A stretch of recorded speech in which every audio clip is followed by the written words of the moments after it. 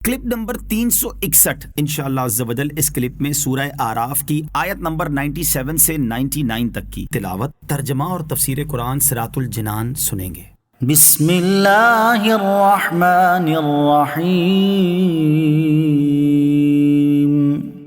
اللہ کے نام سے شروع جو نہایت مہربان رحمت والا ہے۔ افأمن اہل القرى ان یأتیہم بأسنا بیاتا وهم نائمون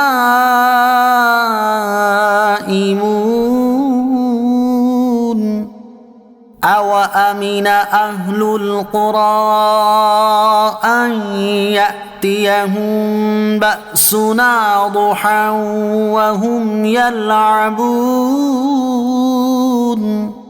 ترجمہ: کیا بستیوں والے اس بات سے بے خوف ہو گئے کہ ان پر ہمارا عذاب رات کو آئے جب وہ سو رہے ہوں، یا بستیوں والے اس بات سے بے خوف ہیں کہ ان پر ہمارا عذاب دن کے وقت آ جائے جب وہ کھیل میں پڑے ہوئے ہوں؟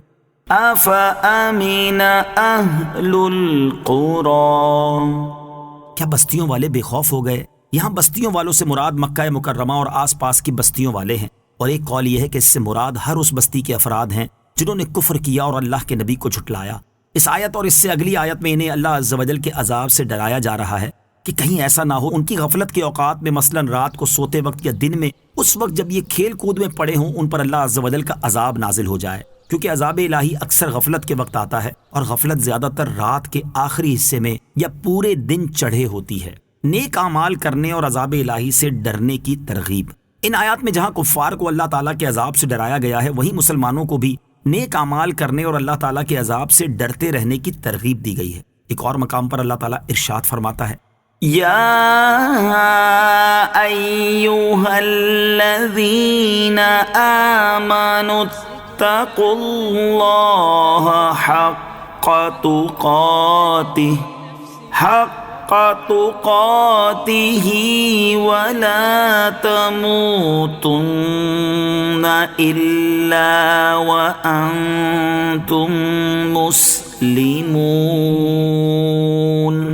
ترجمہ: اے ایمان والو، اللہ سے ڈرو جیسا اس سے ڈرنے کا حق ہے، اور ضرور تمہیں موت صرف اسلام کی حالت میں آئے۔ حضرت انس رضی اللہ تعالیٰ عنہ سے روایت ہے، حضور اقدس صلی اللہ تعالیٰ علیہ وسلم نے ارشاد فرمایا: اے مسلمانوں کے گروہ، اللہ تعالیٰ نے تمہیں جس چیز کی رغبت دی ہے اس میں رغبت رکھو، اور جس چیز سے یعنی اپنے عذاب، جھڑک اور جہنم سے ڈرایا ہے تو اس سے بچو اور ڈرو۔ اگر جنت کا ایک قطرہ تمہارے ساتھ دنیا میں ہو جس میں تم اب موجود ہو تو وہ تمہارے لیے اسے اچھا کر دے، اور اگر جہنم کا ایک قطرہ تمہاری اس دنیا میں آ جائے تو وہ اسے تم پر خراب کر دے۔ افامنوا مکر اللہ فلا یأمن مکر اللہ الا القوم الخاسرون۔ ترجمہ: کیا وہ اللہ کی خفیہ تدبیر سے بے خوف ہیں؟ تو اللہ کی خفیہ تدبیر سے صرف تباہ ہونے والے لوگ ہی بے خوف ہوتے ہیں۔ افامنوا مکر اللہ، کیا وہ اللہ کی خفیہ تدبیر سے بے خوف ہیں؟ مکر کے لغوی معنی ہے خفیہ تدبیر، جبکہ عام محاورے میں دھوکہ اور فریب کو مکر کہا جاتا ہے۔ یہاں اس کا لغوی معنی یعنی خفیہ تدبیر مراد ہے۔ اس آیت میں اللہ تعالیٰ کے خاص غضب کا ذکر ہے، چنانچہ فرمایا گیا: کیا کفار اللہ تعالیٰ کی خفیہ تدبیر سے بے خوف ہیں اور اس کے ڈھیل دینے اور دنیاوی نعمتیں دینے پر مغرور ہو کر اس کے عذاب سے بے فکر ہو گئے ہیں؟ سن لو، اللہ عز و جل کی خفیہ تدبیر سے صرف تباہ ہونے والے لوگ ہی بے خوف ہوتے ہیں، اور اس کے مخلص بندے اس کا خوف رکھتے ہیں۔ اللہ تعالیٰ کی خفیہ تدبیر سے ہر وقت ڈرتے رہنا چاہیے۔ اس سے معلوم ہوا کہ اللہ عز و جل کے خوف کا دل سے نکل جانا سخت نقصان کا سبب ہے۔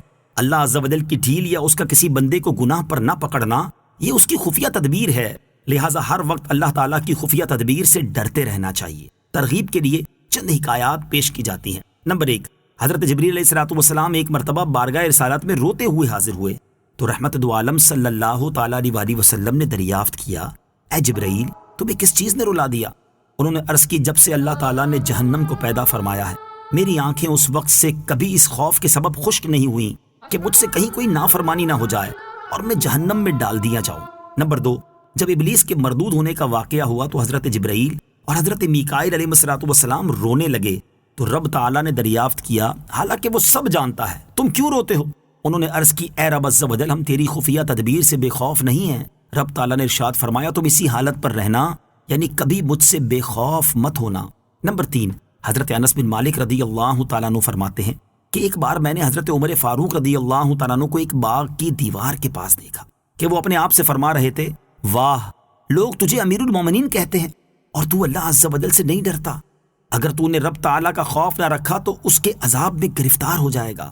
نمبر 4، حضرت ربیع بن خیثم رحمۃ اللہ تعالیٰ علیہ کی صاحبزادی نے ان سے کہا، ابا جان، میں دیکھتی ہوں کہ سب لوگ سوتے ہیں اور آپ نہیں سوتے، اس کی وجہ کیا ہے؟ فرمایا، اے میری نور نظر، تیرا باپ رات کو سونے سے ڈرتا ہے۔ آپ رحمۃ اللہ تعالی علیہ کا اشارہ اوپر مذکور آیت کی طرف تھا۔ نمبر 5، حضرت حسن بصری رضی اللہ تعالی عنہ 40 برس تک نہیں ہنسے۔ جب ان کو بیٹھے ہوئے دیکھا جاتا تو یوں معلوم ہوتا گویا ایک قیدی ہیں جسے گردن اڑانے کے لیے لایا گیا ہو، اور جب گفتگو فرماتے تو انداز ایسا ہوتا گویا آخرت کو آنکھوں سے دیکھ دیکھ کر بتا رہے ہیں، اور جب خاموش رہتے تو ایسا محسوس ہوتا گویا ان کی آنکھوں میں آگ بھڑک رہی ہے۔ جب ان سے اس قدر غمگین اور خوف زدہ رہنے کا سبب پوچھا گیا تو فرمایا، مجھے اس بات کا خوف ہے کہ اگر اللہ تعالیٰ نے میرے بعض ناپسندیدہ اعمال کو دیکھ کر مجھ پر غضب فرمایا اور یہ فرما دیا کہ جاؤ، میں تمہیں نہیں بخشتا، تو میرا کیا بنے گا؟ اللہ تعالیٰ ہمارے ایمان کی حفاظت فرمائے اور ہمیں اپنی خفیہ تدبیر سے ڈرتے رہنے کی توفیق عطا فرمائے، آمین۔